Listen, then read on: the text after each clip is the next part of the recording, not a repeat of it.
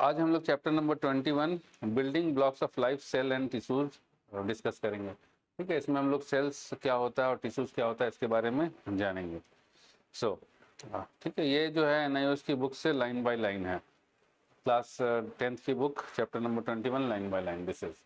So when a small wall is built, a number of bricks are arranged end to end. जैसे कि घर बनाने के लिए क्या होता है, एक दीवार बनाते हैं हम लोग, ये ना दीवार बना रहा है मिस्त्री, तो क्या करता है कि ये ब्रिक्स को लगाते जा रहा है ना, एक के बाद एक के साथ एक ब्रिक्स लगाता जा रहा है और ये मसाले से जोड़ता जा रहा है। Similarly cells are arranged vigorously to build the bodies of living beings. तो उसी तरीके से जो हमारे बॉडीज हैं, नहीं कोई नोट डाउन करने की जरूरत नहीं है, आप देखिए एक बारी, जहां जरूरत होगी हम बता देंगे।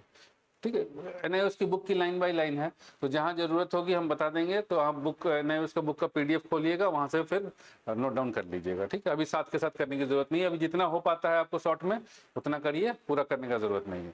ठीक है, तो जिस तरीके से जैसे हमारा बॉडी है तो ट्रिलियंस ऑफ सेल से बना हुआ है, तो सेल जो है लाइन बाय लाइन अरेंज्ड किए हुए हैं। In fact, every organism begins life as a single cell, which is the fertilized egg. तो हर ऑर्गेनिज्म, चाहे वो बैक्टीरिया हो, चाहे वो प्लांट हो, चाहे वो एनिमल बॉडी हो, ह्यूमन बॉडी हो, कोई सा भी बॉडी हो, वो अपना लाइफ शुरू करते हैं एज अ सिंगल सेल, जो कि होता है फर्टिलाइज्ड एग। जैसे कि ह्यूमन बॉडी के अंदर अपना लाइफ शुरू करते हैं स्पर्म एंड ओवा से, तो both are single cells. Cells divide to give more cells, और सेल्स जो है एक सेल डिवाइड हो करके, है ना, अधिक सेल देता है। जैसे कि मान लीजिए कि ये सेल है ना, ऐसे समझिए ना, हमारे हाथ में कहीं पे चोट लग जाता है, तो क्या होता है, चोट लग जाने के बाद वो जगह जो है काला पड़ जाता है, काला पड़ जाने के बाद वहां के सेल्स डेड हो जाते हैं और न्यू सेल्स आने लग जाते हैं। ठीक है, तो न्यू सेल्स कहाँ से आते हैं, तो जो एग्जिस्टिंग सेल्स हैं वो डिवाइड करके न्यू सेल्स फॉर्म करते हैं। सेल्स फॉर्म टिश्यूज, और बहुत सारे सेल्स कॉम्बाइन होकर के टिश्यू फॉर्म करते हैं। टिश्यूज मेक ऑर्गन, और टिश्यू जो है बहुत सारा टिश्यू कंबाइन होकर के, देखो देखिए बहुत सारा सिमिलर टाइप का सेल मिल करके, जैसे कि जो ये ईंट लगा रहा है, ये ईंट लगा रहा है, सिमिलर टाइप का ईंट लगा रहा है ना, ये कॉलम नहीं खड़ा कर रहा है। एक होता है कि कॉलम खड़े करने के लिए हम सीमेंट रॉड वगैरह लगा रहे हैं, नहीं, यहाँ पर क्या है कि सिमिलर टाइप का ईंट लगा करके वो दीवार खड़ी कर रहा है। तो उसी तरीके से सिमिलर टाइप के जो सेल्स को कंबाइन करके हम क्या करेंगे, हम टिश्यू बनाएंगे। और बहुत सारे टिश्यू को, है ना, बहुत सारा, इधर से एक दीवार, दो दीवार, तीन दीवार, चार दीवार, छत, ये बना करके ये घर बनाएगा। तो उसी तरीके से बहुत सारा जो टिश्यू है वो कंबाइन होकर के ऑर्गन बनाएंगे। ऑर्गन जैसे हार्ट एक ऑर्गन हो गया, लंग एक ऑर्गन हो गया, किडनी ऑर्गन हो गया, और ऑर्गन और उसके साथ चीजें कंबाइन होकर एक ऑर्गन सिस्टम बनाती हैं, जैसे सर्कुलेटरी सिस्टम। तो सर्कुलेटरी सिस्टम के अंदर हमारा जो है लंग्स, हार्ट वगैरह सब कुछ आ गया। ठीक है, चलिए देखें। In this lesson you will learn about structure and functions of the cell, how cell divide, how they collect to make a tissue, and also how cells are being used to repair damaged parts through stem cell technology। तो इस chapter में हम लोग क्या क्या पढ़ने वाले हैं, तो हम लोग पढ़ने वाले हैं structure and functions of cell, कि सेल दिखता कैसा है और क्या काम करता है। How cells divide, cell divide कैसे करेगा, डिवाइड करेगा, जैसे मान लीजिए चोट लग गया तो डिवाइड, जो पुराना, जो जिसको चोट लग गया जिस सेल को, वो तो खत्म हो गया, डेड हो गया। अब जो पुराना सेल बचा हुआ है वो डिवाइड होकर के उस जगह को मेकअप करेगा ना। तो जो डेड सेल्स हो गया, जो जैसे चोट लग गया, वो काला पड़ गया एरिया, तो उस काला पड़ गया एरिया तो ऑटोमेटिक देखेंगे कुछ दिन के बाद धीरे धीरे करके जो है ठीक हो रहा है। तो धीरे धीरे करके जो ठीक हो रहा है, जो नया सेल आ रहा है, वो जो पुराना सेल है वो ठीक नहीं हो रहा है, वो मर गया। और वो जो पुराना सेल मर गया तो वो सेल गया कहाँ, मर के, तो सेल के अंदर ही एक लाइजोसोम होता है जो कि डेड वाले जो सेल्स हो गया है उसको खा जाता है, खत्म कर देता है। ठीक है, तो यहाँ हम लोग देखेंगे how cells divide, cell divide कैसे करते हैं, how they collect to make a tissue, और कैसे इकट्ठा होते हैं, ग्रुपिंग होती है। जैसे ये है ना, ईंट लगा लगा करके एक टिश्यू बना दिया, दीवार बना दिया, उसी तरीके से कैसे वो ग्रुपिंग करके टिश्यू बनाते हैं। And also how cells are being used to repair damaged parts, और जब सेल, बॉडी का पार्ट कोई डैमेज हो जाता है तो सेल का कैसे यूज करते हैं हम लोग उसको रिपेयर करने में, थ्रू स्टेम सेल टेक्नोलॉजी। ठीक है, स्टेम सेल टेक्नोलॉजी के थ्रू। ठीक, चलिए इसको हम लोग वहां पर जब इसका जो टॉपिक आएगा उसमें हम लोग स्टेम सेल टेक्नोलॉजी को समझेंगे। तो ऑब्जेक्टिव ऑफ दिस चैप्टर क्या क्या हम समझेंगे, after completing this lesson you will be able to, मतलब हम लोग ठीक है, हम तो समझ लिए हैं, आप लोग समझेंगे। Recognise cell as the structural and functional unit of all living organisms and state the cell theory. तो सेल के बारे में समझेंगे सारी चीजें, और सेल थ्योरी को भी समझेंगे कि what is cell theory. Differentiate between prokaryotic and eukaryotic cell, क्या होता है, मतलब बेसिकली कहें कि ये सारी चीजें हम लोग पढ़ने वाले हैं। तो चलिए स्टार्ट करते हैं, फिर तो पढ़ ही लेंगे। Cell the structural and functional unit of organism, जैसे कि वो घर बनाने के लिए ईंट की जरूरत होती है, तो ह्यूमन बॉडी लिविंग थिंग्स बनाने के लिए सेल की जरूरत होती है। तो cell is the structural and functional unit of organisms.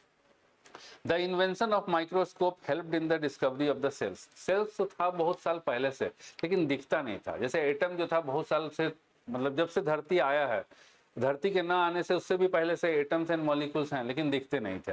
तो जब इलेक्ट्रॉन माइक्रोस्कोप आया तो एटम दिखा, उसी तरीके से जब माइक्रोस्कोप आया तो सेल दिखा। ठीक है, देखिए ये जो महिला है वो सेल देख रही है। Robert Hooke discovered the cell in 1665। समझ लीजिए कि रॉबर्ट हुक है ना, ये रॉबर्ट हुक है। अब ये माइक्रोस्कोप आने के बाद उसके अंदर कुछ चीजों को ऑब्जर्व कर रहे हैं, और ऑब्जर्व करते करते क्या पाया कि भैया इसमें कुछ है, और ये जो है सेल है, 1665 में। He observed a thin piece of cork under his simple microscope and saw many compartments arranged like the honeycomb. तो रॉबर्ट हुक ने क्या किया कि वो पीस ऑफ कॉर्क, देखिए what is a piece of cork, जो पेड़ का लकड़ी का जो पेड़ का जो बाहर वाला हिस्सा होता है, तो आप उसको ऐसे समझ सकते हैं, दैट इज कॉर्क, जो सूखा हुआ जो लकड़ी है, पेड़ का बाहर हिस्सा। देखिए इंटरनेट पर देखिए तब जाकर के समझ में आएगा, क्योंकि चीजों को हम लोग क्लियर करते हुए चलेंगे। मन में ना रहे कि भैया कॉर्क, जब हम पहली बार पढ़े थे ना, तो हमें भी लगा था कॉर्क की मतलब बैडमिंटन वाला कॉर्क को क्यों देख रहा है वो, लेकिन बैडमिंटन वाला कॉर्क नहीं, ये अलग ही कॉर्क था। ये रॉबर्ट हुक जो ये था सेल, ये देखिए इस तरह का जो होता है, ठीक है, ये लकड़ी का होता है, तो ये लकड़ी का होता है, ये दिस इज कॉर्क। ठीक है, तो जब कॉर्क को ऑब्जर्व किया तो उसमें सेल देखा। पुराने जमाने क्या मतलब, जब वो प्लास्टिक का कैप नहीं हुआ करता था, तब उस समय बहुत सारे जो बोतल था, शीशे का बोतल था, उसके ऊपर कॉर्क लगा हुआ आता था। आजकल भी बहुत सारे जो महंगा बोतल होता है ना, महंगा कुछ आइटम होता है, उसके ऊपर कॉर्क लगा हुआ आता है। दिस इज कॉर्क, लकड़ी का होता है। क्लियर है? बोलते चलेंगे मोहंती जी, बोलते चलेंगे। क्लियर है? अगर क्लियर नहीं होगी तो फिर मजा नहीं आएगा, समझ में ही नहीं आएगा तो फिर क्या मजा आएगा। तो इसमें दिखा क्या कि हनीकॉम्ब का लाइक स्ट्रक्चर है। What is honeycomb like structure, उसको भी एक बार देख लेते हैं। जब सारा दोबारा क्यों मेहनत करना। हनीकॉम्ब स्ट्रक्चर, हनीकॉम्ब स्ट्रक्चर ये रहा, इस तरह का सेल के अंदर इस तरह का स्ट्रक्चर बना हुआ, मतलब वो जो कॉर्क था, है ना, वो कॉर्क के अंदर इस तरह का स्ट्रक्चर बना हुआ है। और ये आगे तो नेट हमने दिखाया, ये रहा, इस तरह का स्ट्रक्चर बना हुआ है, ये रहा, दिस इज कॉर्क।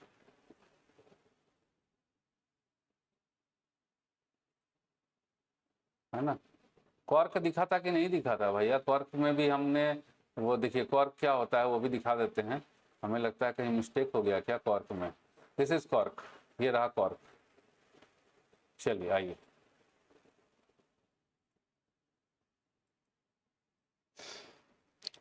ठीक है। ही नेम्ड दीज कंपार्टमेंट्स, जो ये हनी कॉम के जैसा से कंपार्टमेंट बना हुआ ना, हनी कॉम के जैसा, ऐसा कैसा बनाए यार, मेरा हैंड ड्राइंग बहुत गंदा है। ऐसा,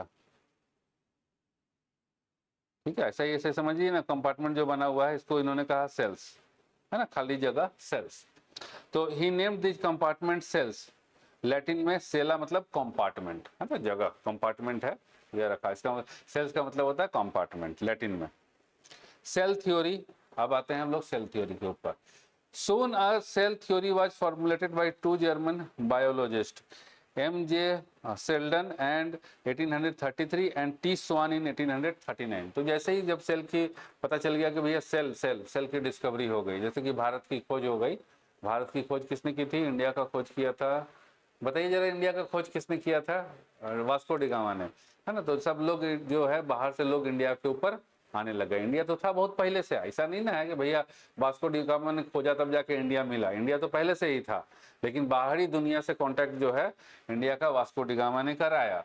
हाँ हाँ, वास्को डी गामा ने कराया। तो उसी तरीके से जैसे बाहरी दुनिया से सेल का इंट्रोडक्शन रॉबर्ट हुक ने कराया, और जैसे ही एक बार रॉबर्ट हुक ने सेल का इंट्रोडक्शन करा दिया तो उसके बाद अब इसके ऊपर भैया सेल में क्या है उसकी सारी थ्योरी जो है लोग देने के लिए बायोलॉजिस्ट आ गया। उस बायोलॉजिस्ट में थे Schleiden and Schwann. Schleiden in 1838 and Schwann in 1839, इन्होंने दिया सेल का थ्योरी। ठीक, the cell theory states that, अब सेल का थ्योरी कहता क्या है, cell is the structural and functional unit of all living beings and bodies of all organisms are composed of cells, है ना। तो सेल जो है एक लिविंग बॉडी का, जैसे कि वो एलिमेंट का जो स्ट्रक्चरल कंपोनेंट है दैट इज एटम। एलिमेंट कोई भी लोहा ले ले तो लोहे का एटम से मिलकर के, बहुत सारे एटम से मिलकर के लोहा बना। उसी तरीके से बहुत सारा लिविंग बॉडी कैसे बना, लिविंग बॉडी ह्यूमन बॉडी कैसे बना, लिविंग बॉडी ह्यूमन बॉडी जो बना वो सेल्स के कंबाइन होने से बना। So cell is the structural and functional unit of all living beings and bodies of all organisms are composed of cell. हर ऑर्गेनिज्म का बॉडी सेल से बना है। All new cells arise by division of pre existing cells. तो जो नया cell बनता है वो मतलब कहीं किसी और चीज को मिला करके नहीं बनता है। जो पुराना सेल है वो डिवाइड होगा, वही जाकर के नया सेल बनेगा। जैसे कि छोटा बच्चा जब छोटा रहता है, जब वो क्या नाम है, बच्चा जब छोटा रहता है तो क्या पीता है, लैक्टोजेन और मतलब अलग अलग टाइप के सेरेलैक ये सब पीते रहता है। तो जब लैक्टोजेन सेरेलैक ये सब पीता है वो बच्चा, तो क्या लैक्टोजेन जाके सेल थोड़ी बन जाता है। तो लैक्टोजेन पीता है तो उससे सेल को मिलती है क्या, न्यूट्रिशन। सेल को मिला न्यूट्रिशन, तो सेल खा खा करके बड़ा हो जाता है। तो जब सेल खा खा करके बड़ा होता है फिर डिवाइड होता है ना। जैसे कि ये छोटा सा सेल है, ये खाया लैक्टोजेन और सेरेलैक पिया, ये बड़ा हो गया, लेकिन सेल का साइज ये नहीं होता है तो ये बीच से टूट गया तो दो सेल बन गए। फिर अब ये दोनों सेल जो है लैक्टोजिन खा रहे हैं, ये भी लैक्टोजिन खा के बड़ा हो गया तो फिर ये भी टूटेगा। तो इसी तरीके से जो है सेल्स जो है वो डिवाइड होते जाते हैं और इंक्रीज करते जाते हैं। अब सेल इंक्रीज करता है तो बच्चा भी इंक्रीज करता जाता है। ठीक है, वो लैक्टोजिन और सेरेलैक इंक्रीज नहीं कर रहा होता, सेल जो है वो इंक्रीज करता है। एंड ऑल दो cells are, all the new cells are division of pre existing cells only. The functions of an organism are an outcome of the combined activities and the interaction of the cells that make the organism। और जो organism का जो function है, जैसे heart का, organism के अंदर heart है, लिवर है, किडनी है, हर ऑर्गेनिज्म में नहीं होता बट जिसमें भी है, जैसे हम लोग में है, ह्यूमन बॉडी में है, ठीक है, सांप जानवर कुत्ता बिल्ली छुछुंदर सब में है, उसमें है। तो जो ऑर्गेनिज्म फंक्शन कर रहा है वो कैसे फंक्शन कर रहा है, वो सेल फंक्शन कर रहा है तो ऑर्गेनिज्म फंक्शन कर रहा है। क्लियर है, combine activities and the interaction of the all the cells. जैसे हार्ट, दिल धक धक कर रहा है तो कैसे कर रहा है, दिल का जितना भी सेल्स है वो सेल्स कॉम्बाइन होकर टिश्यू बनाया, टिश्यू कॉम्बाइन होकर के हार्ट बनाया। ठीक है, एक टाइप का जो टिश्यू है वो कॉम्बाइन होकर हार्ट बनाया, हार्ट वाला टिश्यू तो हार्ट बनाया। अब वो हार्ट जो है, हार्ट के अंदर जितना भी सेल्स है वो काम कर रहा है। उसी में देखेंगे कुछ सेल्स जो है वो बीमार पड़ जाते हैं तो कहते हैं कि भैया हार्ट का प्रॉब्लम हो गया है। So what is a cell, cell का डेफिनेशन ये वाला लिख लीजिएगा, ये वाला लिख लीजिएगा, ठीक रहेगा। A cell may be defined as the structural and functional unit of living organisms which is capable of independent existence। तो लिविंग ऑर्गेनिजम्स का स्ट्रक्चरल एंड फंक्शनल जो काम कर रहा है, जो स्ट्रक्चर बना रहा है, जैसे जो बॉडी को बना रहा है और जो बॉडी के अंदर काम कर रहा है, that is cell, which is capable of independent existence, जो इंडिपेंडेंटली एग्जिस्ट कर सकता है। अब एक छोटा सा एक्टिविटी से इससे समझेंगे हम सेल और दीवार के बीच में फर्क। Write a short paragraph comparing a cell of the body with a brick. ठीक है, लिखने का जरूरत नहीं है इसको, बस खाली समझिए, जहां लिखने का होगा हम बता देंगे। और जैसे हमने बोल दिया कि लिखिए तो यहाँ से लिख पाते हैं तो ठीक है, नहीं तो किताब खोलिएगा लिख लीजिएगा। Comparing a cell of the body with a brick, तो एक सेल का ईंटे से हम कंपेयर करेंगे। बोल रहा है कंपेयर करके बताइए। That forms the house and include the points of the cell theory in comparison. तो सेल थ्योरी को इसमें घुसाना है। ठीक है, एक सेल दे दिया गया और एक ईंट दे दिया गया, ब्रिक, दोनों को कंपेयर कीजिए और कह रहा है कि सेल थ्योरी को घुसा दीजिए। ये जो सेल्डन एंड स्वान वाला जो सेल थ्योरी है ना, इसको घुसाइए, उससे कंपेयर कीजिए। At the same time think of 5 points in which a brick differs from a cell of an organism है। उसके साथ साथ 5 ऐसे भी पॉइंट बताइए जिसमें कि एक सेल और एक ब्रिक में डिफरेंस है। तो आइए चलिए। A cell of the body can be compared to a brick that forms a house in several ways, particularly in relation to the principles of the cell theory। तो हम लोग एक से जैसे कि बॉडी के लिए सेल जरूरी है, वैसे ही मतलब जैसे घर बनाने के लिए ईंट की जरूरत है, दीवार बनाने के लिए ईंट की जरूरत है, वैसे ही बॉडी बनाने के लिए सेल की जरूरत है। और हम लोग सेल थ्योरी के अकॉर्डिंग सेल को और ईंट को में डिफरेंस बताएंगे, सिमिलरिटी भी बताएंगे। Firstly both the cells and brick serve as the fundamental building blocks. तो ये जो है सेल और ब्रिक दोनों फंडामेंटल बिल्डिंग ब्लॉक है। सेल लिविंग बॉडी का है और बिल्डिंग जो है, जो ब्रिक जो है वो वॉल का है, दीवार बनाएगा, बिल्डिंग बनाएगा। Cells are the basic structural and functional units of living organisms, just as bricks are essential components in constructing a house। तो जैसे घर बनाने के लिए ईंट की जरूरत होती है, ईंट के बिना घर नहीं बनेगा, उसी तरीके से सेल के बिना बॉडी नहीं बनेगा। Secondly, according to the cell theory, all living organisms are composed of one or more cells। तो लिविंग जो सेल थ्योरी कहता है क्या कि जो लिविंग ऑर्गेनिज्म है वो एक या एक से अधिक सेल से बना है। अब ह्यूमन बॉडी में तो ट्रिलियंस ऑफ सेल, अरबों खरबों, लेकिन अगर हम उसी को ले लें, बैक्टीरिया को ले लें, तो बैक्टीरिया आर सिंगल सेल, एक सिंगल सेल का होता है ना। While houses are constructed from numerous bricks. तो जो सेल जो ऑर्गेनिज्म है वो एक सेल का भी हो सकता है और मल्टी सेल का भी हो सकता है। जैसे बैक्टीरिया एक सेल सिंगल सेल का हो गया, लेकिन जो घर है वो एक सेल का कभी नहीं बन सकता, उसको चाहिए न्यूमेरस ब्रिक्स, मल्टी ब्रिक्स। मतलब घर जो है एक सेल नहीं, एक ब्रिक का नहीं बन सकता है। Thirdly, similar to how cells have specific functions within an organism, brick fulfill particular roles in the structure and stability of a house। तो जैसे कि बॉडी के अंदर सेल्स अलग अलग टाइप का काम करता है, लेकिन जो दीवार जो है, मतलब ये जो वॉल जो है, वो वॉल के अंदर ब्रिक्स खाली एक ही टाइप का काम करता है, ठीक है, स्ट्रक्चर प्रोवाइड करता है, structure and stability of a house. Additionally, both cells and bricks contribute to the overall organization and integrity of the respective system, of their respective system।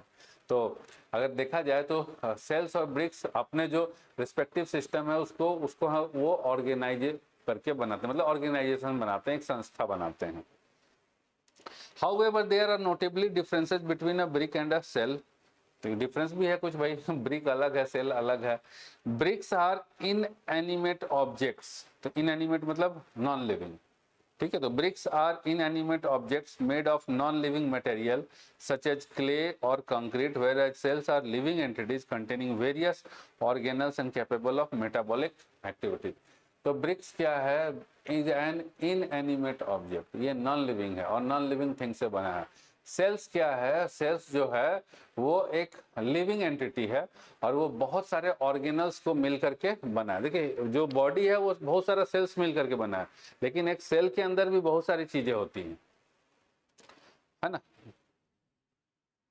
ठीक है, चलिए।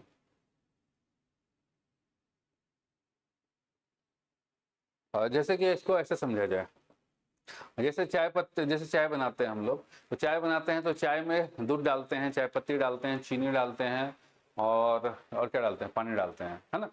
तो ये 4 चीज डाल के चाय बना लिए, ठीक है, तो चाय बन गया अभी। लेकिन अगर हम इसके इंडिविजुअल कंपोनेंट को देखें, अगर हम चाय पत्ती उसको देखें, चीनी को देखें, तो चीनी जी C6H12O6 sugar, this is glucose का फॉर्मूला है।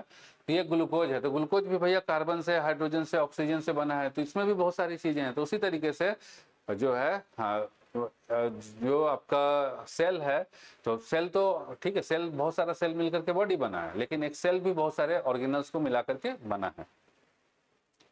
Cell exhibit complex functions such as growth, reproduction and response to stimuli, whereas bricks do not possess any form of biological activity। अब जैसे कि मान लीजिए कि हम हमारे हाथ में नहीं, हमारे हाथ में क्यों सुई चुभाएंगे। अब देखे होंगे कि कोई कभी गलती से सुई चुभ जाता है तो ऐसे झट से ना हाथ ऐसे हो जाता है ऑटोमेटिक, लेकिन अगर दीवार के ऊपर अगर हम लोग कांटी भी ठोकते हैं, कील ठोकते हैं, तो दीवार थोड़ी ना झट से पीछे हो जाता है। तो दैट इज जो लिविंग थिंग्स हैं, लिविंग बीइंग्स हैं, ये उसकी प्रॉपर्टी है, स्टिमुली, रिस्पॉन्ड करते हैं। कोई भी करंट, कोई भी झटका लगता है तो रिस्पॉन्ड करते हैं, है ना विकास जी, समझ में आ रहा है, समझ में आ रहा है ना।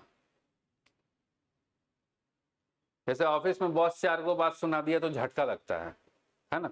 लेकिन ऑफिस में तो दीवार भी तो 4 को बात सुन रहा है कि यार दीवार घटिया है, इसका पेंट घटिया है, ये है वो है, उसको तो कोई फर्क नहीं पड़ रहा, उसको कोई झटका नहीं लग रहा है।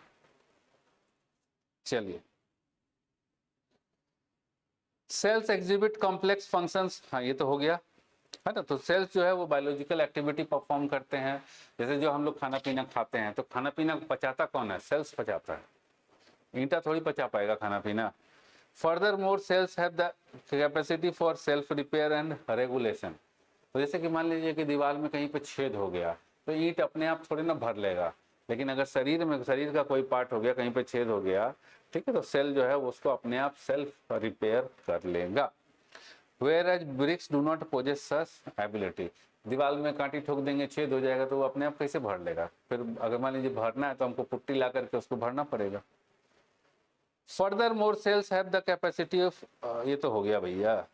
Unlike cells which are specific to living organisms, brick are exclusively used in construction and are not part of any biological system. तो जो सेल्स हैं वो लिविंग ऑर्गेनिजम्स में स्पेसिफिक है, हर लिविंग ऑर्गेनिज्म में सेल होता है। बिल्डिंग ब्रिक जो है वो कंस्ट्रक्शन में यूज होता है। Lastly, cells have a highly organised internal structure with specialised component. अभी तो हमने देखा ना सेल का फोटो, रॉबर्ट हुक ने दिखाया था कि भाई ये जो है हनीकॉम्ब जैसा है, तो उसका अपना एक स्ट्रक्चर है। While bricks are relatively simple in composition and lack internal complexity. तो ब्रिक जो है मिट्टी को ऐसे लेना है, थोप देना है, ठीक है, चौकोर बना देना है ऐसे थोप करके, और उसको भट्टी में डाल देना है, फिर वो गर्म होकर के लाल हो जाएगा तो फिर ईंट बन जाएगा, ठीक है। चलिए, प्रोकैरियोटिक एंड यूकैरियोटिक सेल्स। अब देखते हैं सेल दो टाइप के होते हैं, एक हो गया प्रोकैरियोटिक, दूसरा हो गया eukaryotic. All cells have 3 basic parts. अब कोई सा भी सेल हो, चाहे वो प्रोकैरियोटिक हो चाहे यूकैरियोटिक हो, उसका 3 बेसिक पार्ट होता है ना। Cell membrane which limit the cell and give it shape. तो जैसे कि घर बनाने में एक हिस्सा होता है दीवार का। दीवार क्या करता है? उसकी बाउंड्री बनाता है, उसकी लिमिट करता है कि हाँ भैया यहाँ से यहाँ तक ये हमारा घर होगा, ये हमारा बाउंड्री है, ठीक है। तो ये जो है उसका लिमिट किया दीवार। तो उसी तरीके से सेल वॉल क्या, सेल मेम्ब्रेन क्या करता है? ये बाउंड्री बनाता है कि भैया ये जो सेल होगा कितना बड़ा होगा। जैसे दीवार बताता है ना कि रूम कितना बड़ा होगा, तो उसी तरीके से जो सेल मेम्ब्रेन है वो बताता है कि भाई सेल कितना बड़ा होगा। डीएनए व्हिच में भी कंटेंट इन न्यूक्लियस। अब सेल के अंदर डीएनए भी होता है, अगर डीएनए नहीं होगा तो भाई कैसे पहचान में आएगा? सब सेल तो एक ही टाइप का हो गया, सेल ही हो गया। तो उसमें जो डीएनए होता है उससे पता चलता है कि भाई ये कुत्ते का सेल है, ये बिल्ली का सेल है, छुछुंदर का सेल है, ये आदमी का सेल है। Fluids called cytoplasm filled in the space within the cell. अब सेल के अंदर, जैसे मान लीजिए कि इसको हम सेल मान लेते हैं, तो इसके अंदर कुछ रहेगा ना, उसमें बहुत सारा ऑर्गेनल्स तैर रहा है, लेकिन उस कांची में तैर रहा है, हवा में थोड़ी तैरेगा। तो उसके अंदर एक फ्लूइड होता है, उसको हम बोलते हैं साइटोप्लाज्म, ठीक है। तो अगर हम इसको सेल मान लेते हैं, ये तो खुला हुआ है, जालीदार है, लेकिन मान लीजिए कि सेल है ना, तो इसके अंदर कुछ भरा हुआ है। तो क्या भरा हुआ है? अभी तो इसके अंदर हवा भरा हुआ है, लेकिन अगर यही सेल रहता तो इसके अंदर लिक्विड भरा होता, उस लिक्विड को हम कहते हैं साइटोप्लाज्म। और उसी लिक्विड के अंदर अलग अलग टाइप का चीज, जैसे न्यूक्लियस, डीएनए, सब उसके अंदर होता है। Whether DNA of the cell lies in the cytoplasm or is enclosed within a nuclear membrane, cells may be termed prokaryotic and or prokaryotic और यूकैरियोटिक। तो इसका मतलब क्या है कि जैसे आप देखिए, जैसे कि हम लोग यहाँ पर, यहाँ देखिए रिलायंस में जाते हैं सब्जी खरीदने, वेजिटेबल इन रिलायंस, अरे रिलायंस मार्ट ही ना, क्या नाम है उसका? आर मार्ट, जियो मार्ट, जियो मार्ट है। तो ये जो है इस तरीके से अरेंज करके रखा है, ये देखो इस तरीके से अरेंज करके रखता है। लेकिन अब वहीं पर अगर हम ठेले वाले वेजिटेबल सेलर के पास जाते हैं, देखिए कायदे से रखा हुआ है ना, तो अभी पता है कि भैया यहाँ पर क्या मिल रहा है, ये वाला क्या है, कुछ होगा, ये जो है ये तो वेजिटेबल, ये देखिए यहाँ दिख रहा है आम है, ये आम है, अमरूद है, ये केला है, पाइनएप्पल है, सब मतलब एक जगह से इकट्ठा करके रखा हुआ है। लेकिन जब हम सब्जी वाले के पास देखते हैं, वेजिटेबल इन हॉकर, HWKER, वेजिटेबल हॉकर है ना, ठेले वाला, ये क्या करके रखा हुआ रहता है? ये सब ऐसे थोप करके ऐसे फेंक फेंक के रखा हुआ है, ठीक है। नो डाउट कि एक जगह पे रखा हुआ है, लेकिन उसका कोई बाउंड्री नहीं ना है, कोई वाल नहीं ना है। अब जैसे वो टोकरी में रखा हुआ था और ये ऐसे ही रखा हुआ है, तो वही वैसे ही जो सेल के अंदर अगर न्यूक्लियस को ऐसे ही फेंक के रखा हुआ है, फेंक के रखा हुआ है, ध्यान दीजिएगा, तो दैट इज प्रोकैरियोटिक सेल। और अगर सेल के अंदर न्यूक्लियस को टोकरी में रखा हुआ है ना, टोकरी में रखा हुआ है, तो that is eukaryotic cell. Clear हुआ? यूकैरियोटिक और प्रोकैरियोटिक में क्या अंतर है? यूकैरियोटिक में उसका एक पर्टिकुलर मेम्ब्रेन है, मेम्ब्रेन के अंदर थैली में रखा हुआ है, और ऐसे ही प्रोकैरियोटिक में फेंक के रखा हुआ है। हाँ जी, चलिए, ठीक है। तो इसी से हमारा प्रोकैरियोटिक और यूकैरियोटिक, प्रो है ना, प्रो लेवल का है, फेंक के रखा है, यूकैरियोटिक में कायदे से रखा है। सो प्रोकैरियोटिक, ग्रीक प्रो मतलब बिफोर और कैरियन मतलब न्यूक्लियस, तो न्यूक्लियस से पहले का, ठीक है। तो यहाँ पर न्यूक्लियस क्या होता है? What is nucleus? तो जैसे कह सकते हैं कि सेल का ब्रेन, सेल का दिमाग इज कॉल्ड न्यूक्लियस, है ना। और दिमाग ये काम नहीं करेगा तो खत्म हो जाएगा ना, तो जब न्यूक्लियस खत्म हो जाएगा तो सेल खत्म हो जाएगा। जैसे कि मान लीजिए कि हम लोग को यहाँ चोट लगा, काला पड़ गया, माने कि न्यूक्लियस को चोट लग गया और न्यूक्लियस काला पड़ गया, खत्म हो गया वो। चलिए यहाँ देखें, These cells do not have a well organized nucleus। तो जैसे सब्जियां फेंक के रखा है ना, वैसे ही फेंक के रखा हुआ है। देखिए यहाँ पर ऐसे फेंक के रखा हुआ है, कायदे से सबको पॉलीथीन में डाल डाल के नहीं रखा हुआ। यहाँ पर जो यूकैरियोट है, इसको सबको पॉलीथीन में डाल डाल के, उसको मतलब डब्बा में सजा सजा के रखा हुआ है।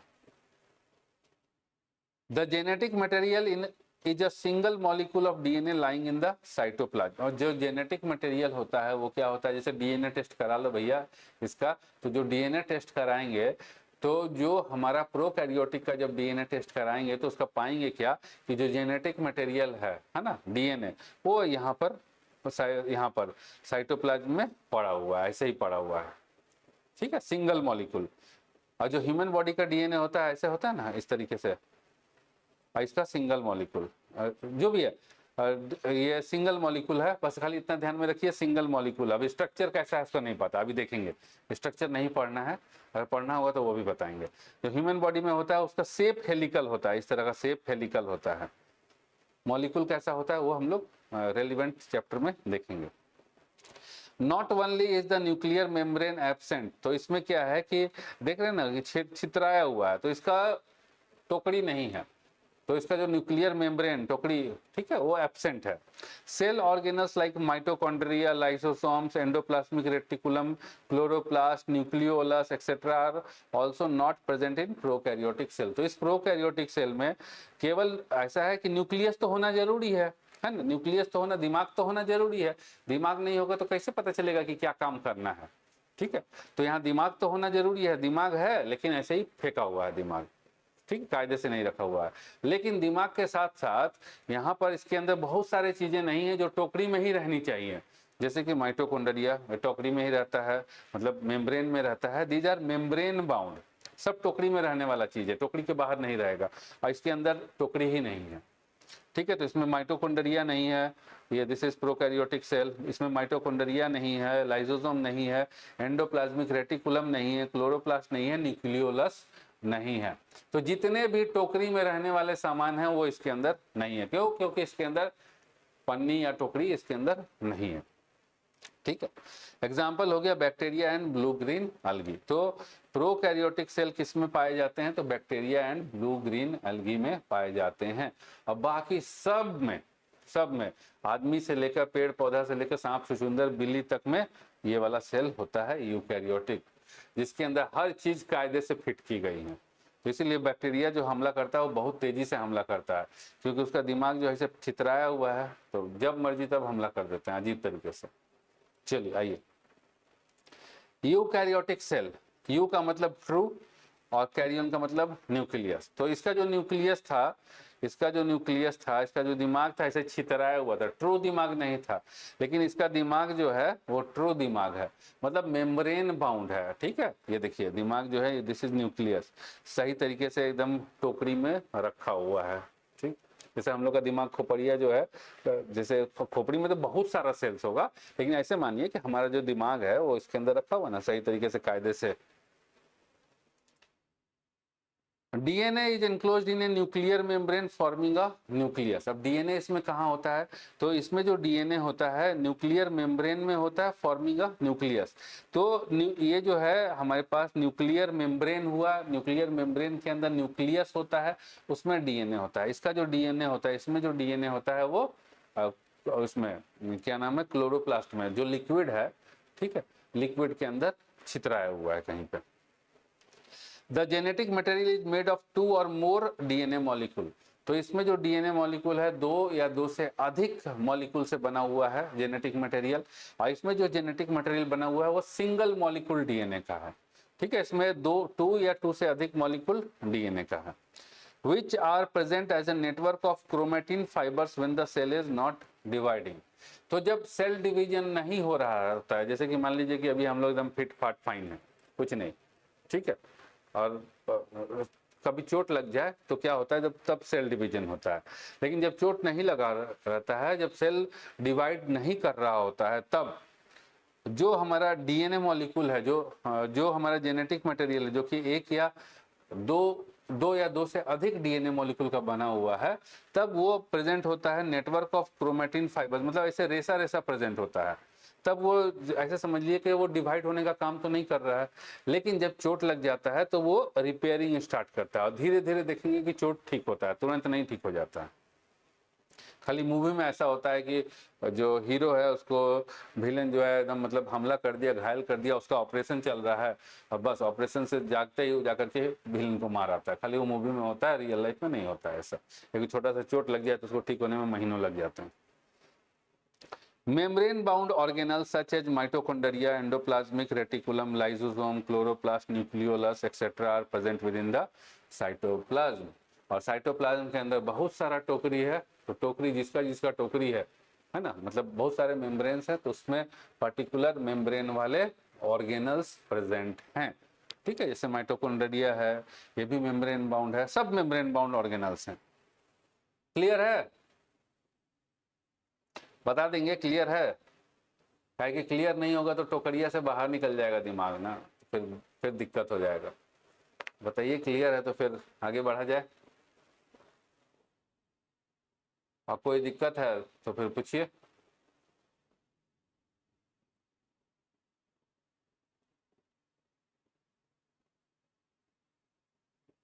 शॉर्टकट में हम तो कहेंगे कि अगर जो जैसे बनते जा रहे हैं जैसे मेम्ब्रेन बाउंड ऑर्गेनल्स, ये सबको लिखते चलिए, ठीक रहेगा।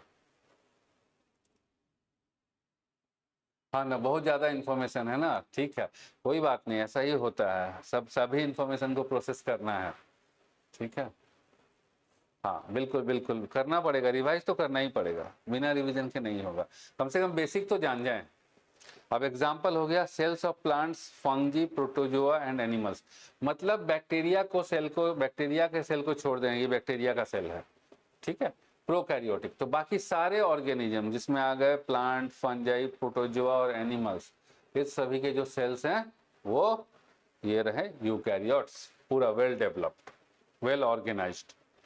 तो given below are diagrams of cell, लेवल them as prokaryotic and eukaryotic. तो ये हो गया हमारे पास प्रोकैरियोटिक, कुछ नहीं है इसके अंदर, ये हो गया eukaryotic. Structure of a typical eukaryotic cell. अब एक टिपिकल यूकैरियोटिक सेल का जो स्ट्रक्चर होता है वो कैसा होता है उसको देखते हैं हम लोग। Cells within the body of a multi cellular organism differ in shape, size and function, ठीक है। तो मल्टी सेलुलर ऑर्गेनिज्म है, जैसे हम लोग मल्टी सेलुलर है, तो जो हमारा नस है वो जैसे ब्लड है, वो भी एक सेल है, तो ब्लड अलग टाइप का दिखता है, आंख अलग टाइप का दिखता है, बाल अलग टाइप का दिखता है, सब सेल से बना है।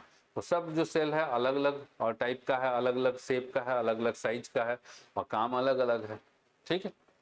But have 3 basic parts. लेकिन हर सेल का, चाहे वो बाल का सेल हो, चाहे वो आंख का सेल हो, चाहे वो इधर हाथ का सेल हो, चाहे वो हार्ट का सेल हो, हर सेल का 3 बेसिक पार्ट होता है, और वो क्या है, सेल मेम्ब्रेन होता है ना, साइटोप्लाज्म होता है और न्यूक्लियस होता है। जैसे कि दिस इज सेल, तो इस सेल के ऊपर एक कवर लगा हुआ है, तो that is called cell membrane. Boundary बता दिए ना कि भैया ये सेल इतना बड़ा रहेगा, तो ये कवर है, ये कवर बन गया, तो दिस इज सेल मेम्ब्रेन। इसके अंदर लिक्विड है, दैट इज साइटोप्लाज्म, और उसके अंदर दिमाग है, न्यूक्लियस, ठीक है। तो ये हर सेल में, दिस इज बेसिक, इतना हर सेल में होना है। Generalised ultra structure of a plant and cell and animal cell are given in figure 21.2, ठीक है। तो ये देखिए प्रोकैरियोटिक सेल है, ये जो बैक्टीरिया जो होता है वो बैक्टीरिया, ठीक, कैसा होता है, तो ये देखिए बैक्टीरिया है, और ये सेल हो गया, एक सिंगल सेल है, इसको बीच से आधा काट के दिखाया जा रहा है इससे, जैसे आम का है, आम का दिखाना कि भैया पका है कि नहीं, तो आम वाला दुकानदार के पास जाएंगे तो ऐसे वो पूरा थोड़ी काटेगा, छोटा सा एक टुकड़ा काटेगा, ऐसे करते हैं, ऐसे कट, ऐसे कट, ठीक, लीजिए खाइए, देखिए मीठा है कि नहीं, तो ऐसे ही इसको काट दिया आम की तरह, लीजिए देखिए क्या क्या है इसमें। तो यहाँ पर देखिए इसके अंदर ये जो है न्यूक्लियर रीजन, डीएनए है इसमें, ठीक है, न्यूक्लियर रीजन है, यहाँ पर डीएनए है, फिर प्लाज्मा मेम्ब्रेन है, मतलब ये है ना सेल मेम्ब्रेन, वो सेल मेम्ब्रेन कह लीजिए या फिर प्लाज्मा मेम्ब्रेन कह लीजिए, मतलब ये जो आउटर कवर हो गया इसको सेल मेम्ब्रेन कह लीजिए या फिर प्लाज्मा मेम्ब्रेन कह लीजिए, ठीक है। तो बैक्टीरियल सेल के अंदर एक कैप्सूल भी होता है, हार्ड रहता है वो कैप्सूल, वो हम लोग लेटर डिस्कस करेंगे, बस खाली इतना समझिए, ठीक है। ये जो फोटो है 21.2A, तो इसमें जो 21.2A ही बोला है, हाँ ठीक है, ये प्रोकैरियोटिक का है। तो ये सब चीज बाद में पढ़ना है कि भैया ये कैप्सूल है, ये कैप्सूल का क्या काम है। जैसे ये सेल वाल हो गया, इस सेल वाल के ऊपर भी एक हार्ड सा कोटिंग लगा हो, जैसे मोबाइल आता है, ये मोबाइल है, तो मोबाइल जो है जब फ्लिपकार्ट से मंगाएंगे तो इसके ऊपर एक कवर रहेगा, है ना, मोबाइल अपने डब्बे में रहेगा, और डब्बे को भी एकदम हार्ड चीज से पैक किया रहेगा। तो जो डब्बा हो गया, मोबाइल का डब्बा हो गया, वो हो गया सेल, वो हो गया आपका सेल मेम्ब्रेन, और उसके ऊपर भी एक जो कवर चढ़ा दिया गया, वो लोग फ्लिपकार्ट वाला अपना डब्बा भेजता है, दैट इज कैप्सूल, ठीक है, जिससे कि अंदर का जो सेल मेम्ब्रेन है वो डिस्ट्रॉय ना हो, मतलब अंदर का मोबाइल का डब्बा जो है वो खराब ना हो। हाँ जी, ठीक है मोहंती जी, क्लियर हुआ। तो उसी तरीके से ये प्रोकैरियोटिक सेल है, दिस इज बैक्टीरियल सेल। अब इसमें पूंछ जैसा निकला हुआ है, जैसे कि बिल्ली का ऐसे मूंछ निकला रहता है ना, बिल्ली का ऐसे मूंछ, तो इसी तरीके से इसका मूंछ निकला हुआ है। अब मूंछ का क्या काम है, तो भाई चलेगा कैसे, चलने के लिए देखिए, चलने के लिए छोटा छोटा ये दिया हुआ है, रेसा जैसा दिया हुआ है, इसको बोलते हैं पिल्ली, और ये जो है फ्लैजिला, ठीक है। तो चलने के लिए ये वाला दे दिया है, अब कभी ऐसे ऐसे पूंछ हिलाना है, ठीक है, तो इससे हिलाएगा, और सेक्स करना है तो इसी से करेगा, इसी से अपना जेनेटिक मटेरियल दूसरे बैक्टीरियल सेल में, दूसरे सेल में ये ट्रांसफर कर देगा, ठीक है। तो ये सब पर्पस है, इसमें बहुत सारा चीज है, क्या क्या होता है सब समझेंगे हम लोग डिटेल में। चलिए आइए, अब ये रहा हमारे पास प्लांट सेल, ये रहा एनिमल सेल। तो प्लांट सेल और एनिमल सेल में डिफरेंस है। अब क्या डिफरेंस है, ये रहा डायग्राम। अभी हम डायग्राम के ऊपर नहीं जाएंगे, हम लोग सेल के अंदर घुस करके मतलब एक एक चीज को समझेंगे कि कौन सा चीज क्या है, ठीक है। ये रहा, अब आइए study the figure 21.2 and identify the various parts shown in table 21.1। तो कह रहा है कि इस फिगर को देखिए, और इस फिगर का टेबल, इस टेबल में सब पार्ट बताया गया है।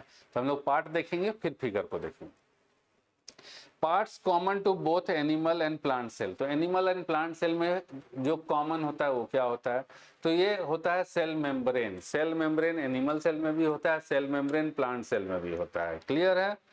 चलिए, सेल मेम्ब्रेन या फिर इसको हम बोलते हैं प्लाज्मा मेम्ब्रेन, ठीक है।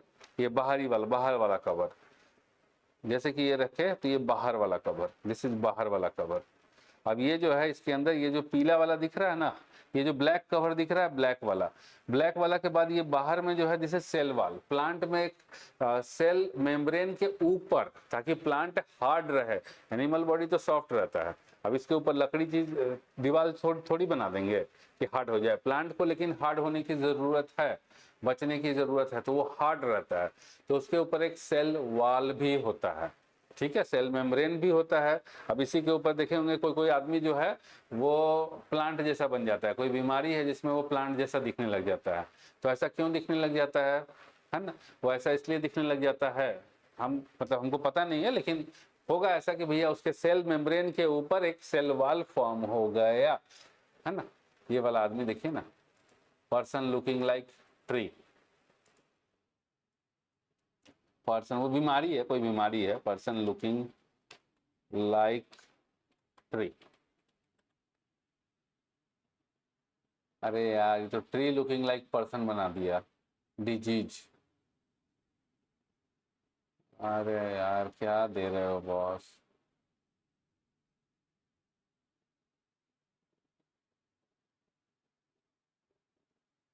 हाँ, ये नहीं है बॉस।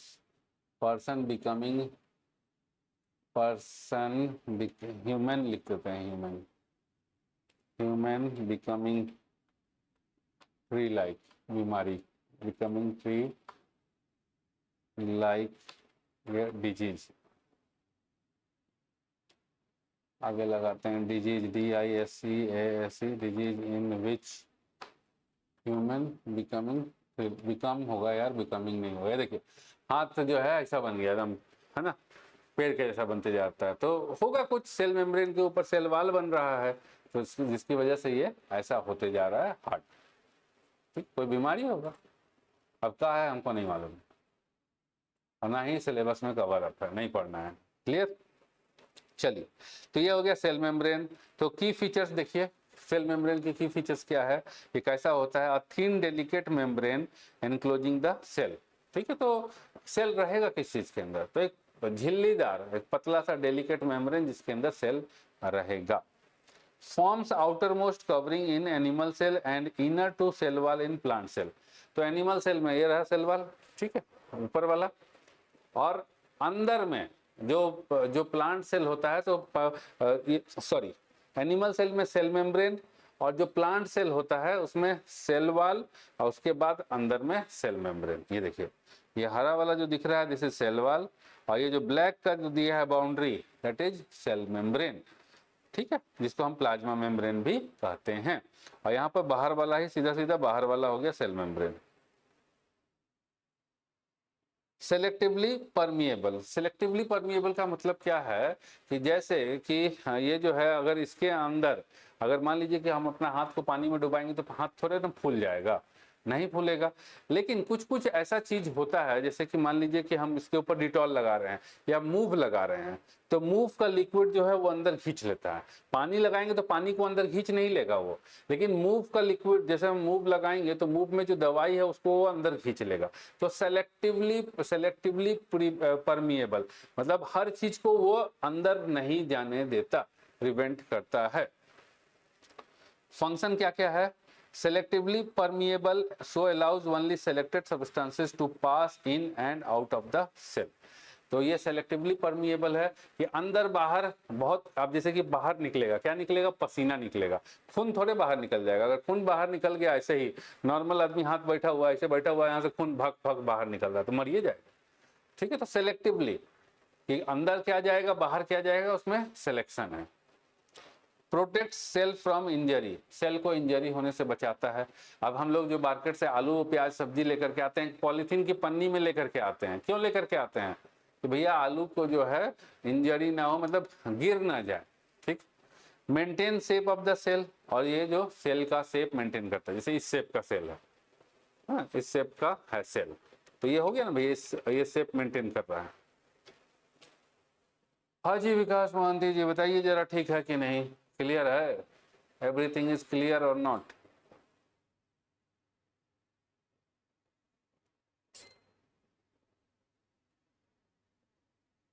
साइटोप्लाज्म क्या होता है, तो जैसे हमने बताया कि लिक्विड, जो अंदर में लिक्विड होता है, जैसे ये सेल का मेम्ब्रेन है, प्लास्टिक है, इस प्लास्टिक में पानी भर दिए, अब पानी में बहुत सारा चीज छोड़ दिए हम, तो जो पानी भर दिए दैट पानी इज लिक्विड साइटोप्लाज्म। एक पन्नी लीजिए, पन्नी में पानी भर दीजिए, और उसमें बहुत सारा चीज जो है छोटा छोटा चीज छोड़ दीजिए, तो जो पन्नी हो गया वो हो गया, जैसे कि ये लिया हमने plastic, this is cell membrane, इसमें पानी है तो वो हो गया साइटोप्लाज्म। और पानी के अंदर बहुत सारा चीज अगर हम डाल देवें तो वो जो हो जाएगा वो हो जाएगा सेल ऑर्गेनल्स, सेल के अंदर ऑर्गेनल्स। चलिए, तो ये होता है translucent homogeneous colloidal semi fluid filling the space between plasma membrane and nucleus. तो ये बीच में दिमाग हो गया न्यूक्लियस, तो न्यूक्लियस और प्लाज्मा मेम्ब्रेन, सेल मेम्ब्रेन के बीच में, ये देखिए यहाँ पर ये रहा न्यूक्लियस, और ये रहा cell membrane.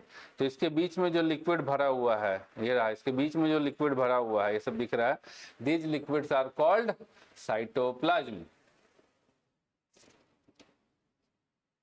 Cell organelles are present in it. तो इसी में हमने कहा ना कि पानी में कुछ बहुत सारा चीज डाल दें, है ना, तो वही सेल ऑर्गेनल्स तो कहाँ रहेंगे, साइटोप्लाज्म में। Help in manufacture and distribution of substances within the cell and in exchange of materials between different cell organelles। तो भाई इसका क्या काम है, साइटोप्लाज्म करेगा क्या। अब जैसे कि मान लीजिए हम लोग धरती पर रहते हैं, या फिर जो पानी में जो मछली रहती है ना, पानी में जो मछली रहती है, तो इधर उधर जा करके अपना घूमती फिरती है, खाना पीना खाती है, और उधर से बड़ा सा व्हेल मछली आता है, उसको खा जाता है, ठीक है। तो उसी तरीके से यहाँ पर जो साइटोप्लाज्म के अंदर जो बहुत सारे ऑर्गेनल्स रहते हैं, तो उन सबका काम है ना, अपना काम परफॉर्म करते हैं, ठीक है, अपना काम परफॉर्म करते हैं, और इधर उधर लेन देन जो करना होता है वो भी करते हैं, ठीक है। चलिए, exchange of material between different cell organelles करते हैं, ठीक है। न्यूक्लियस, ये क्या होता है, तो ये रहा न्यूक्लियस, ठीक है। इसमें न्यूक्लियर मेम्ब्रेन कवर भी लगा हुआ है, तो अगर कवर नहीं लगा हुआ रहेगा तो वो प्रोकैरियोटिक हो जाएगा। अभी हम लोग यूकैरियोटिक देख रहे हैं, तो न्यूक्लियस है, न्यूक्लियस के ऊपर कवर भी लगा हुआ है, ठीक है। देखिए ये सेल हो गया, तो ये सेल हो गया, अगर ये प्लांट सेल होगा तो ये काला वाला हो गया सेल वाल, और इसके अंदर एक पतला सा झिल्ली रहेगा, दैट इज सेल मेम्ब्रेन, जिसको हम प्लाज्मा मेम्ब्रेन भी बोलते हैं। अब ये हम आते हैं न्यूक्लियस के ऊपर, ये देखिए न्यूक्लियस, ये रहा न्यूक्लियस, ठीक है, इसमें ये रहा न्यूक्लियस, ये रहा। तो न्यूक्लियस जो है वो अपने पॉलीथीन में है ना, अपने पन्नी में ढका हुआ है न्यूक्लियस, तो उस पॉलीथीन को हम बोलते हैं न्यूक्लियर मेम्ब्रेन। और न्यूक्लियस के अंदर होता है न्यूक्लियोलस, ये रहा न्यूक्लियोलस, ठीक है। चलिए आइए, तो nucleus, what is nucleus, small jacketed in or near the centre of the cytoplasm. तो जैकेट पहना हुआ मतलब मेम्ब्रेन बाउंड ऑर्गेनल जो साइटोप्लाज्म, जैसे कि ये लिक्विड है ना, इस लिक्विड के बीच में रहेगा, या फिर लिक्विड में रहेगा, सीधा सा बात है, ठीक है, या तो बीच में रहेगा या लिक्विड में रहेगा, ठीक, लिखा है ना, located in or near the centre of the cytoplasm, या तो बीच में रहेगा या फिर बीच से थोड़ा सा इधर उधर रहेगा, मतलब अपना पोजीशन बना के रखेगा कि बीच में रहे। Bound by a nuclear membrane, nuclear membrane से बाउंड होगा, पन्नी में रहेगा। Network of chromosomes present as chromatin, और इसमें क्रोमोजोम्स प्रेजेंट होते हैं, ठीक है, एज अ क्रोमैटिन। और जब तक क्रोमैटिन में रहते हैं, जब तक कि सेल डिवाइड नहीं करता है, जब डिवाइड सेल जब डिवीजन चालू होगा तो फिर वो क्रोमैटिन चेंज होंगे, ठीक है, क्रोमोजोम्स बन जाएंगे। One or more rounded nucleoli singular nucleolus present in the nucleus. तो ये जो न्यूक्लियस है, इस न्यूक्लियस में यहाँ पर देखेंगे, इस न्यूक्लियस में ठीक है, एक या एक से अधिक गोल सा न्यूक्लियोलस होता है, ठीक। जैसे ये दिमाग हो गया, दिमाग का लिक्विड हो गया, उसमें भी दिमाग के अंदर भी, हम लोग का दिमाग के अंदर भी एक छोटा सा पोर्शन जो है वो दिमाग का काम करता है ना, सोच बूझ वाला। बाकी तो ठीक है, इतना बड़ा सा खोपड़ी दिया हुआ है भगवान, लेकिन उसमें भी एक छोटा सा चीज है जो बाकी सारा चीज फंक्शन करता है। तो वैसे समझ लीजिए कि ये दिमाग का झोला है, तो इस झोले में यहाँ पर ये झोले को हम बोलेंगे न्यूक्लियर मेम्ब्रेन, ठीक है, ये न्यूक्लियस हो गया, इसमें भी न्यूक्लियोलस छोटा सा है अंदर में। What could be the meaning of colloidal semi fluid, बताते हैं। तो देखिए फ्लूइड क्या होता है, जैसे ऐसे पूरा फ्लो कर रहा है ना, लेकिन जब ऐसा है कि जब जो कस्टर्ड रहता है, कस्टर्ड अगर हम लोग कस्टर्ड में दूध डाल के बना दे, कस्टर्ड पाउडर डाल के हम लोग कस्टर्ड बना दें, तो कस्टर्ड क्या होता है, वो सॉलिड भी नहीं है, लिक्विड भी नहीं है, दैट इज सेमी सॉलिड। अब कोलॉइडल क्या होता है, जिसमें पार्टिकल्स तैरते रहते हैं, पार्टिकल्स जो है वो लटका रहता है, ठीक है। कि ऐसा लिक्विड जिसके अंदर पार्टिकल्स सस्पेंडेड है, जैसे कि दूध एक ऐसा दूध है जो कोलॉइडल। क्यों कोलॉइडल है, जब हम दूध में नींबू डाल देते हैं तो सारे कोलॉइड जो पार्टिकल्स हैं, कोलॉइडल्स हैं, वो एक साथ इकट्ठा होकर के पनीर बन जाता है और पानी लिक्विड अलग हो जाता है, तो दैट इज कोलॉइडल। क्लियर हो गया। कोलॉइडल सेमी फ्लूइड का क्या मतलब है, जैसे दूध इज कोलॉइडल, ठीक है, दूध में अगर हम नींबू डाल देंगे तो सारे पार्टिकल्स, कोलॉइडल मतलब पार्टिकल्स, वो सारे पार्टिकल्स जो है वो इकट्ठा होकर के पनीर बन जाएगा।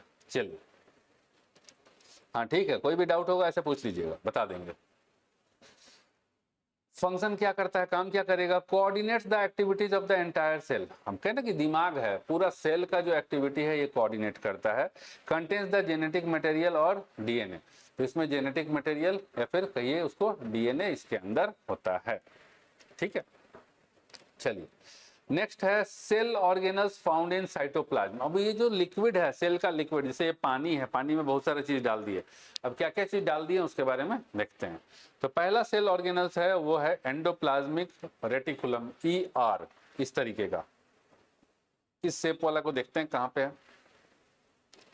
ये देखिए ये सब शेप बना हुआ है ना, ऐसा ऐसा, ये रहा, दिस इज एंडोप्लाज्मिक रेटिकुलम, 1 2 3, ये दिख रहा है। एनिमल सेल में, प्लांट सेल में नहीं दिख रहा है, प्लांट सेल में भी है, कम है, एनिमल सेल में भर भर के दिख रहा है। ठीक है, प्लांट सेल में यहाँ पे है एंडोप्लाज्मिक रेटिकुलम। क्लियर, चलिए आइए। सब ये होता क्या है, व्हाट इज दिस। अब इसके ऊपर छोटा छोटा दिख रहे हैं कि इस पे भी लगा हुआ है, डॉट डॉट डॉट डॉट लगा हुआ है।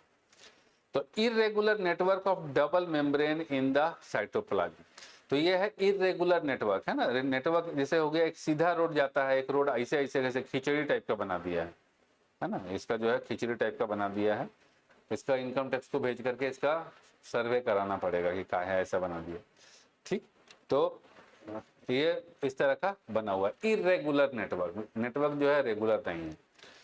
अब यहाँ पर जो है डॉट डॉट डॉट डॉट, और इसमें जो है ना डबल मेम्ब्रेन है। डबल मेम्ब्रेन क्या होता है, मतलब दो झिल्ली है ना। दो झिल्ली का मतलब क्या हो गया, जैसे कि अब मान लीजिए कि हमको ऐसा चीज कुछ बनाना है। अब ये देखिए, एक ये पेपर लिए हम, ठीक है, इसको हमने कर दिया डबल।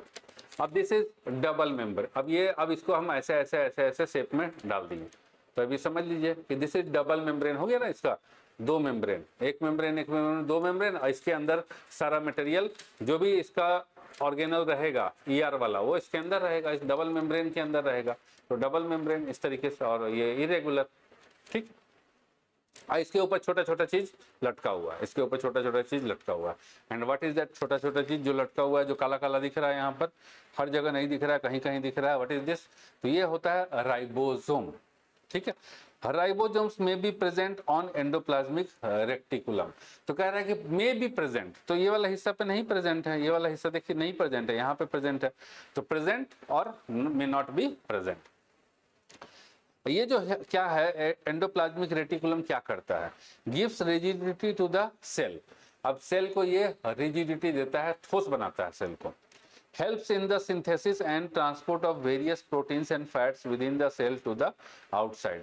अब ये देखेंगे क्या कि ये जो है एंडोप्लाज्मिक रेटिकुलम जो है ये बाहर की तरफ फूला हुआ है ना, सेल वाल से, ये जो सेल मेम्ब्रेन से कनेक्टेड है, और ये बाहर की तरफ रास्ता दे रहा है। तो बाहर का मटेरियल अंदर कैसे आएगा, थ्रू एंडोप्लाज्मिक रेटिकुलम से आएगा, ये रहा ना अंदर से। सो helps in the synthesis and transport of various proteins and fats within the cell to the outside। Cell से बाहर, बाहर से सेल की तरफ। जैसे मान लीजिए कि सेल जो है प्रोटीन बनाया, हम लोग जो है प्रोटीन पाउडर पिए, लेकिन protein powder as it is शरीर में थोड़ी लग जाता है। सेल जो है उसको बॉडी के लिए बनाएगा यूजफुल, और फिर बना करके बाकी पोर्शन को भेजेगा। जैसे हार्ट का सेल है, हार्ट का सेल थोड़ी बनाएगा प्रोटीन पाउडर, तो जो स्पेशल सेल है वो जो प्रोटीन पाउडर को बनाने वाला होगा, जो डाइजेस्टिव वाला होगा, मेटाबॉलिक वाला होगा, वो बनाएगा, और बना करके पूरे डिस्ट्रीब्यूट कर दिया, वहां से उधर बाहर निकाल दिया कि जाओ भैया बाकी को दे के आओ, जाओ खींचे जाओ, ये लो इडली डोसा बनाया, बगल वाले पड़ोसी को देकर के आओ। ऐसे ही ये बनाया और बगल वाले पड़ोसी को देकर के आया। ठीक है, बगल में भी तो सेल है, हार्ट का सेल है, वो नहीं बनाता, तो नहीं बनाता तो भैया उसको चाहिए ना खाना पानी, कहाँ से मिलेगा। अब है राइबोसोम, तो ये जो छोटा छोटा काला काला डॉट दिख रहा है ना, जो एंडोप्लाज्मिक रेटिकुलम के ऊपर, जैसे इसी के ऊपर अगर हम छोटा छोटा सा बिंदी जैसा लगा दें, ठीक है, बिंदी या फिर छोटा सा कुछ डिजाइनर टाइप का लगा दें, तो वो हो जाएगा राइबोसोम।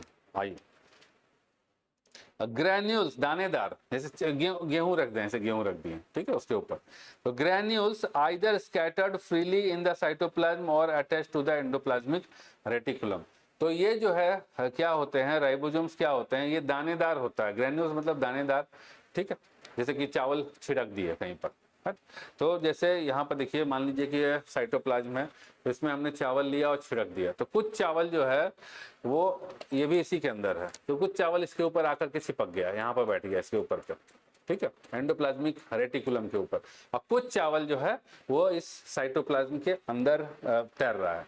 मतलब जो राइबोसोम होते हैं, कुछ राइबोसोम एंडोप्लाज्मिक रेटिकुलम में भी रहते हैं और कुछ राइबोसोम साइटोप्लाज्म पे भी होते हैं, ठीक है, attach to the endoplasmic reticulum या फिर फ्रीली इन द साइटोप्लाज्म। ये राइबोसोम क्या करते हैं, these are the site for protein synthesis, ये प्रोटीन सिंथेसिस करते हैं, मतलब प्रोटीन बनाते हैं। माइटोकॉन्ड्रिया, अब ये देखिए सॉसेज टाइप का दिख रहा है ना, है ना, जैसे हैम दो सॉसेज क्या होता है वो भी दिखाते हैं, अमेरिका में खूब खाया जाता है, इंडिया में तो नहीं है खाता है लोग सॉसेज। जब तक समझ में नहीं आएगा, लिखा रहेगा सॉसेज शेप, तो बुझाएगा ही नहीं कि व्हाट इज दिस सॉसेज। देखिए इस तरह का सॉसेज का शेप, तो माइटोकॉन्ड्रिया इसी टाइप का शेप का होता है, ठीक है। चलिए देखिए ना, है ना, दिख रहा है ना उसी टाइप का। अब यहाँ देखिए ऐसा ऐसा बना हुआ है पोर्शन, माइन्यूट सॉसेज शेप्ड और rod shaped granular bodies scattered in the cytoplasm. अब ये जो है बहुत सारा साइटोप्लाज्म में स्कैटर्ड है, ठीक है, लिखा है ना स्कैटर्ड इन द साइटोप्लाज्म, तो ये जो है इस टाइप का, इस शेप का होगा या फिर रॉड शेप का होगा। अब चूंकि बहुत छोटा है, सेल तो अपने छोटा, और सेल के अंदर ये वाला चीज है, तो ये कितना छोटा होगा समझ लीजिए। और ये दानेदार होता है, ग्रेन्यूल्स होते हैं, देखिए दानेदार, ठीक है, दानेदार होता है। अब ये करता क्या काम है, what is the use of this, काहे लिए है ये सेल में, कैरी आउट सेलुलर रेस्पिरेशन, तो सेलुलर रेस्पिरेशन कैरी आउट करता है ना, सांस लेता है, इसे समझ लीजिए कि रेस्पिरेशन मतलब खाना खाए पचाए, ये वाला काम करता है। Are called power house of cell because energy gets release and stored in them during respiration. तो जब आदमी खाता पीता है और जो एनर्जी मतलब खाने के बाद पचता है, एनर्जी बनता है, वो काम कौन करता है, तो वो काम माइटोकॉन्ड्रिया करता है, तो इसलिए कहते हैं इसको पावर हाउस ऑफ सेल, ठीक है। तो सेल का सारा एनर्जी कहाँ है, बैटरी, जैसे घर का जो पावर हाउस होता है वो क्या होता है, तो जहाँ पर वो इन्वर्टर रखे रहते हैं हम लोग वो होता है, या फिर जहाँ पर जनरेटर रहता है वो होता है, और अगर सिटी का पावर हाउस देखे तो पावर हाउस जहाँ पर बिजली बहुत सारा ट्रांसफार्मर वगैरह होता है वो होता है। तो उसी तरीके से यहाँ पर भी खाना बन गया है, ठीक है, पावर हाउस है या पावर बन रहा है। गोल्गी बॉडीज क्या होता है, ऑल्सो कॉल्ड गोल्गी अपरेटस और गोल्गी कॉम्प्लेक्स, तो गोल्गी बॉडीज को गोल्गी अपरेटस गोल्गी कॉम्प्लेक्स भी कहते हैं, वो इस तरह का होता है। चलिए आइए इस तरह का देखिए कहाँ पे है सेल में, गोल्गी ये रहा, इस तरह का है, ठीक है, ये रहा ये रहा ये रहा, ये सब गोल्गी बॉडीज हैं। क्या काम है देखते हैं, माइटोकॉन्ड्रिया कहाँ है भाई, सॉसेज वाला ये है क्या, हाँ ये रहा माइटोकॉन्ड्रिया, ये सब है माइटोकॉन्ड्रिया, देखिए माइटोकॉन्ड्रिया सॉसेज से।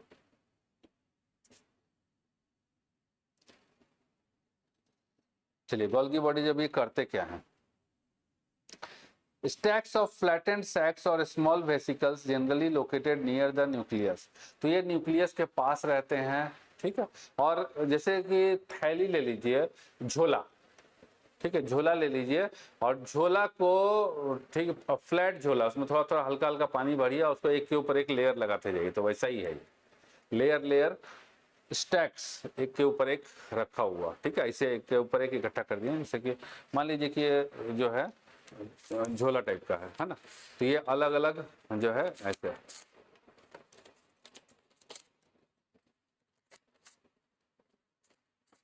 है ना, तो ये ऐसे, ये इधर ऐसे ऐसे, मतलब एक के साथ एक ऐसे इकट्ठा करके रखा हुआ, ठीक। सो located near the nucleus, similar structures in plant cell are called डाइडिक्टोसोम्स। अब ये जो है एनिमल सेल्स में है और प्लांट सेल में इसी स्ट्रक्चर को डिक्टोसोम्स कहते हैं, ठीक है। अब ये करता क्या काम है, इसका काम क्या है, help in the secretion and storage of substances such as enzymes hormones etcetera. अब जो है जैसे कि मान लीजिए हम हमारे मुंह में से थूक आता है, थूक, व्हाट इज ए थूक, तो वो एंजाइम ही है ना, एक तरह का खाना पचाने के काम में आता है, ठीक है, saliva.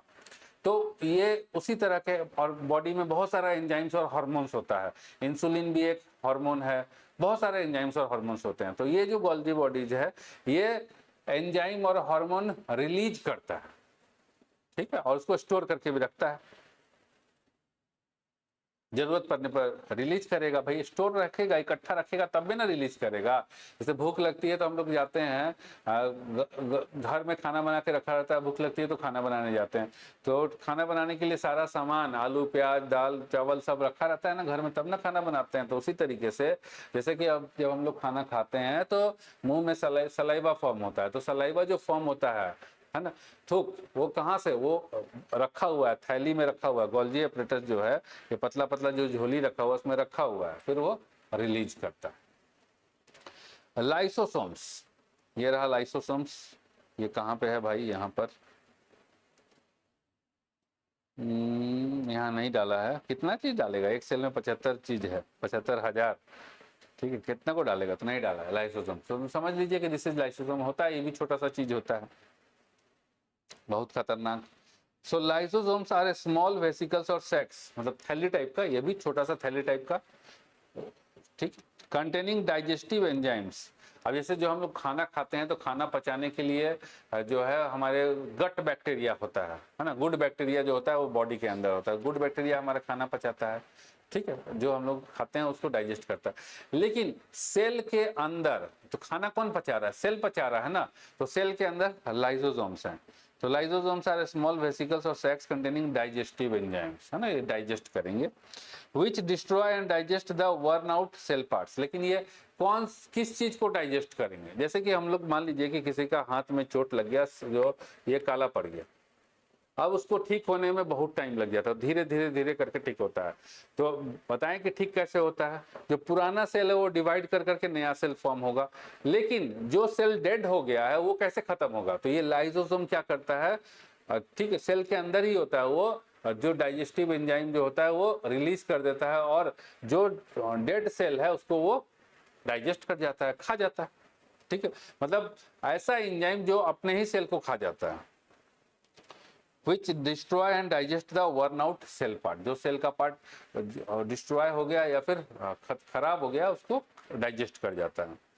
Help to rapidly destroy and digest damage cells and their parts, ठीक है, तो ये क्या करता है, सेल और उसके पार्ट्स को जो डिस्ट्रॉय हो गए हैं उसको तुरंत डाइजेस्ट करके उसको ठीक करता है, मतलब खत्म कर देता है, हटा देता है। तभी तो हमारे बॉडी से जो भी चीज जैसे कट फट गया, वहां का सेल खत्म हो गया, तो सेल खत्म हो गया तो जाएगा कहाँ है भाई, उसको डाइजेस्ट होना पड़ेगा ना, तो ये लाइसोसोम डाइजेस्ट कर जाता है, मतलब अपना ही सेल को खा गया ये और खत्म, नील नील बट्टे सन्नाटा।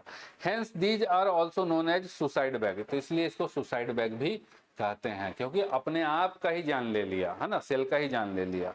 दे clean up the cell debris, तो जो गंदगी, जो सेल डेड हो गया ये उसको खा करके राम राम राम राम सत्य है, मतलब खत्म कर दिया, ठीक है, ऊपर भेज दिया इसको।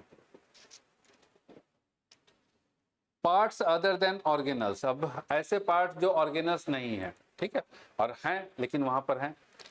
The vacuoles and granules are the non living parts of a cell, अब सेल में भी कुछ नॉन लिविंग पार्ट हैं, and those are vacuoles and granules, दानेदार चीज, और ये वैक्यूल्स मतलब होल, छेद बना हुआ है, देखिए यहाँ पर वैक्यूल्स दिख रहा है, बना रखा है, ये रहा वैक्यूल, ये बड़ा बड़ा छेद बना के रखा हुआ है, this is vacuole.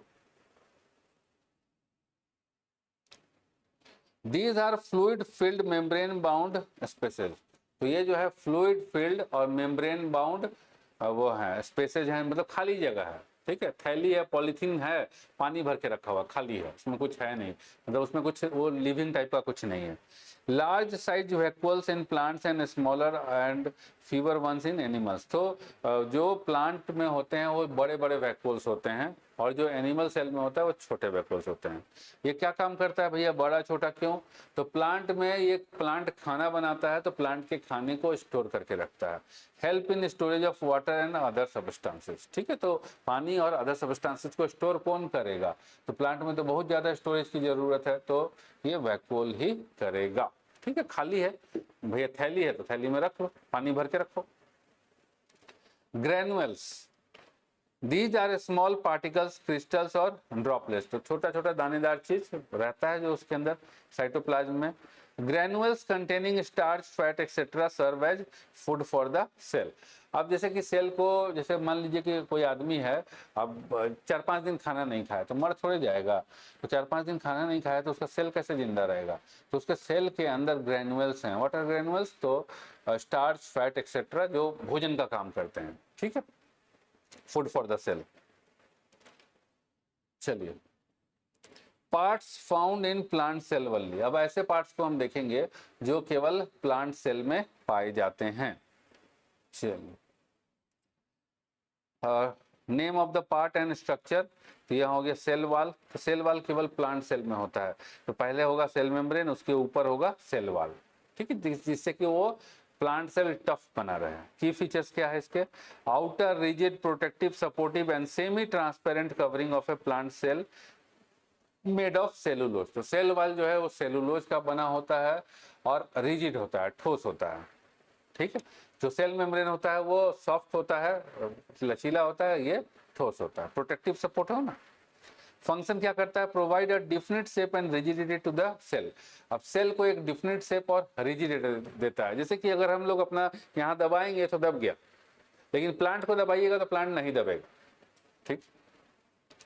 Protects the plasma membrane and internal structure. अब ये प्लाज्मा मेम्ब्रेन को, ये जो अंदर का जो मेम्ब्रेन है उसको, और internal structure, internal cell structure को बचा के रखता है।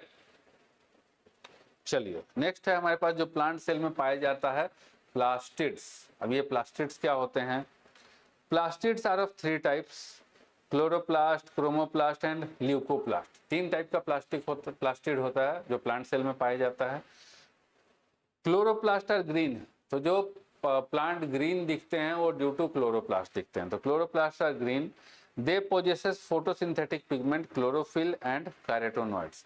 तो ये जो है क्लोरोप्लास्ट के अंदर फोटोसिंथेटिक पिगमेंट, 2 टाइप के फोटोसिंथेटिक पिगमेंट होते हैं, एक हो गया क्लोरोफिल और दूसरा हो गया कैरोटेनॉइड्स। ये दोनों उसके अंदर होता है, क्लोरोप्लास्ट के अंदर। क्रोमोप्लास्ट कंटेन येलो, ऑरेंज और रेड कलर्ड पिगमेंट। अब जो प्लांट में जैसे गाजर ऑरेंज कलर का होता है, संतरा ऑरेंज कलर का होता है, ठीक है। तो भाई ऑरेंज कलर का होता है तो कलर कहाँ से मिलता है? तो वो पिगमेंट से मिलता है। तो ये जो पिगमेंट कहाँ से आया? तो ये पिगमेंट आया क्रोमोप्लास्ट से। तो क्रोमोप्लास्ट के अंदर येलो, ऑरेंज या रेड कलर्ड पिगमेंट होता है। Leucoplast are colourless plastid. और ल्यूकोप्लास्ट जो है वो कलरलेस प्लास्टिड्स होते हैं। जैसे कि कलरलेस में आ गया कौन सा? जैसे खरबूजा होता है, तो खरबूजा में देखेंगे अंदर वाला चीज जो होता है कलरलेस होता है। या फिर जो पाम ट्री से जो निकलता है, पाम ट्री में पानी पानी जैसा एक फल निकलता है, ठीक है, तो वो कलरलेस होता है। That is leucoplast. क्लोरोप्लास्ट क्या करता है? तो क्लोरोप्लास्ट जो है जिसमें 2 पिगमेंट होता है, क्लोरोफिल एंड कैरोटेनॉइड्स। ये करता है chloroplast help in photosynthesis, photosynthesis में हेल्प करता है। Chromoplast provide colour to the flowers and fruits, ठीक है। तो ये जो क्रोमोप्लास्ट है ये कलर प्रोवाइड करता है फ्लावर्स एंड फ्रूट्स को। Leucoplast help in the storage of food. Leucoplast जो है फूड के स्टोरेज में काम आता है, ठीक। क्लियर हो गया? बोलिएगा।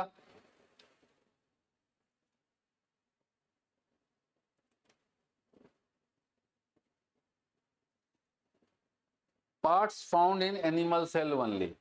ऐसे पार्ट जो एनिमल सेल में पाए जाते हैं, प्लांट सेल में नहीं पाए जाते हैं। तो ये है सेंट्रोसोम। This is centrosome. कहाँ पे है भाई इसमें सेंट्रोसोम? भैया इसमें नहीं दिया है, बट सेंट्रोसोम, चलिए सेंट्रोसोम होता है, ठीक है। वो इसमें नहीं मिलेगा, इसमें मिलेगा। कितना को चीज लिखेगा? बोले ना 75 को चीज है, कितना को लिखेगा छोटा सा डायग्राम में? तो ये रहा सेंट्रोसोम, है ना। Small body lying above the nucleus. तो न्यूक्लियस के ऊपर ये रहा सेंट्रोसोम।